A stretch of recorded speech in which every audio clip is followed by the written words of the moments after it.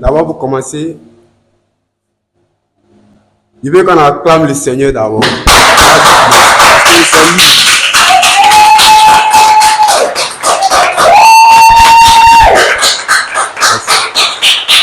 J'ai fait la connaissance de mon père Draki en 2014. Il me parle de Dieu. Vraiment, il me suis donné. Vraiment, je venais à l'armée céleste. Je me donnais vraiment à la parole de Dieu. Je partais à l'église. Mais le diable, toujours, me tente, il retombe, il trébuche. Ouais. Toujours dans les faux trucs, dans les conneries, dans les bêtises. La rue, la drogue, les fausses compagnies. Mais après un moment, quand je regrette, il vient vers mon père spirituel pour lui dire: ah vie, vraiment, voyez ce qui m'arrive. Chaque jour, il trébuche. Parce que si quelqu'un vraiment qui aime beaucoup Dieu, qui aime beaucoup la parole de Dieu, donc il vient, c'est lui, ensemble, les moments de jeûne, qu'il puisse changer, pour qu'il puisse laisser vraiment ces mauvais chemins-là. Jusqu'en 2020, le 17, 4 mois, il y a eu un maître à la GESCO, un gérant de cabine qui a été tué lors de l'agression à la forêt. Le surveillant de la forêt qui a vu les jeunes agressés, il dit qu'il ne connaît pas les noms, mais il connaît un dedans portant des losses. Dans ce temps-là, il faisait les losses. Donc c'est comme ça, les jeunes qui étaient à côté disent: est-ce que c'est pas Salas? Parce que c'est le nom, c'est le surnom qu'on prenait pour m'appeler dans ce temps-là. Donc c'est comme ça, la police judiciaire qui était dans les entourages a entendu Salas. Et c'est comme ça qu'ils se sont mis à ma recherche. J'ai été arrêté le 17 4 mois 2020 et je suis parti en prison. Je suis parti en prison. Vraiment, ça n'allait pas dans les débuts. Mais comme Dieu a toujours été avec moi, comme je l'ai dit dans les débuts, qui a envoyé mon père Draki, je voulais lui dire un grand merci encore, lui et puis ses soeurs, avec sa famille. Vraiment, il m'a beaucoup aidé étant là-bas. Voilà, il m'a beaucoup aidé étant là-bas. Il y a des moments difficiles où la nourriture manquait. Vraiment, ce gars-là avec ses soeurs qui se tuaient à tout moment, venus, on les fatiguait, mais ils se donnaient. Ils ne sont jamais découragés. En tout cas, pendant les 2 premières années, c'était dur. J'avais oublié la parole. Vraiment, il ne faut pas vous mentir, les frères. J'ai oublié Dieu.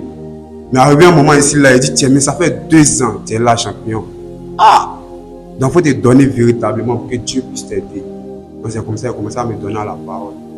Mais il trébuchait, étant là-bas encore. C'est vrai, tu pries Dieu. Il y a les choses, on dit qu'il faut abandonner. Mais tu persistes et tu es toujours dedans. 3 ans, 4 ans, 5e année, non. Il dit: non, tout c'est tout.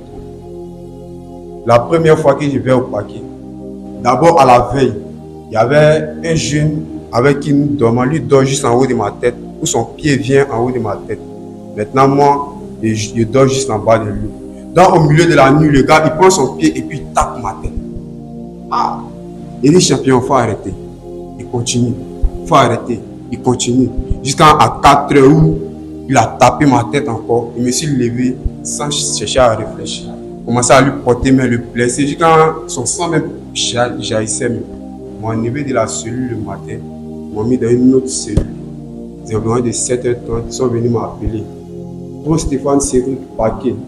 De la manière que je suis parti au paquet ce matin-là, c'est comme ça que je suis resté au paquet là-bas. Il n'y a pas l'homme qui m'a reçu. Jusqu'à le soir, le camion est venu me reprendre encore pour m'envoyer là-bas. Puis une parole vient de ma tête pour dire: tu t'es mal comporté. Tu ne devais pas agir comme ça. C'est les filles. Le paquet là, c'est où? C'est quoi le paquet? Le palais de justice de Yopougon. Ah, d'accord. Quand j'étais là-bas, j'étais corvéable de mon bâtiment. Corvéable, ça veut dire quoi?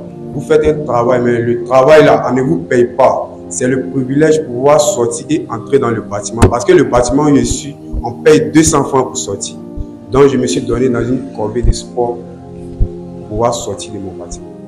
C'est quoi concrètement? Corvée de sport, c'est quoi? Corvée de sport. Bon.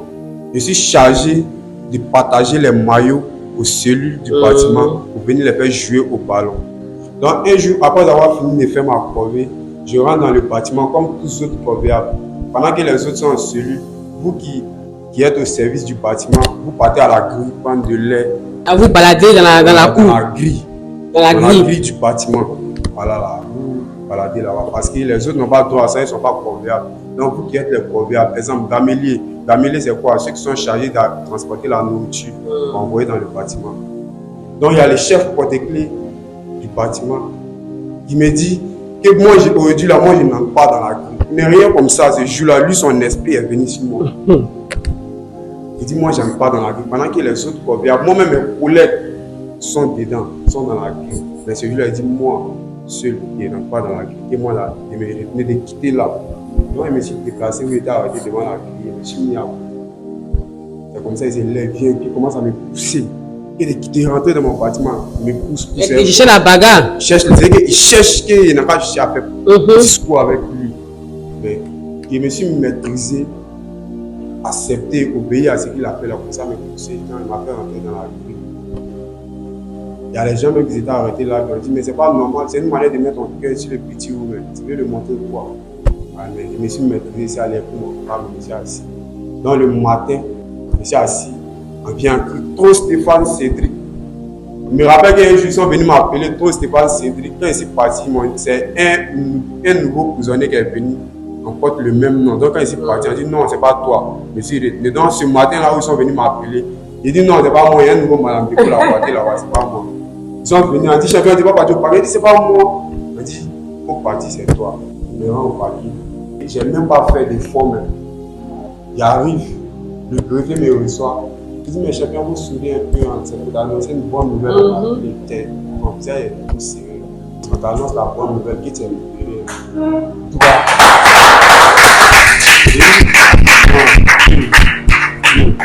mon gars avait dit, tiens, c'est quoi tu es de faire encore dans ma vie encore en ce jour-là? Je ne sais pas. Tu es libéré. C'est que cadeau comme ça, on te dit que tu es libéré sans faire effort. Il n'y a pas eu de jugement, il n'y a rien eu. Ni jugement, ni rien. On m'appelle, on me dit, ici libéré. Mais si tu sors, tu vas où?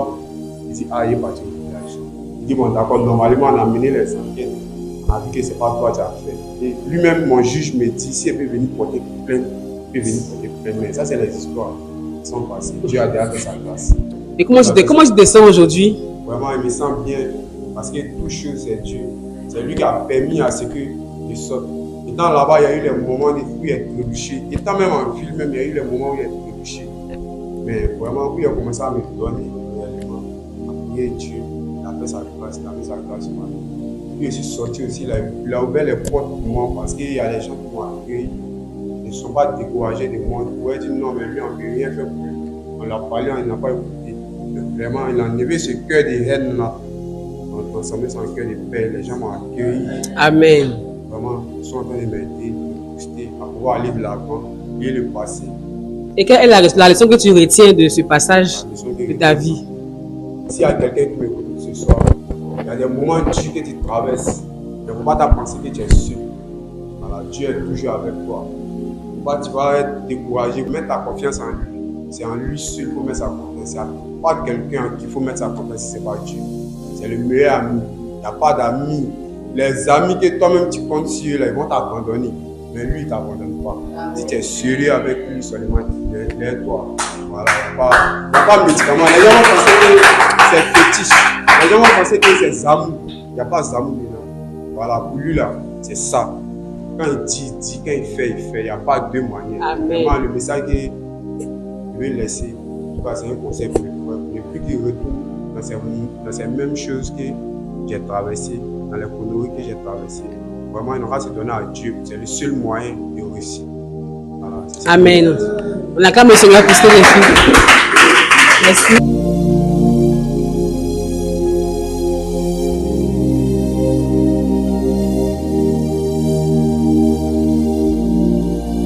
Il est impossible de revenir en arrière et modifier le début, mais vous pouvez encore changer la fin.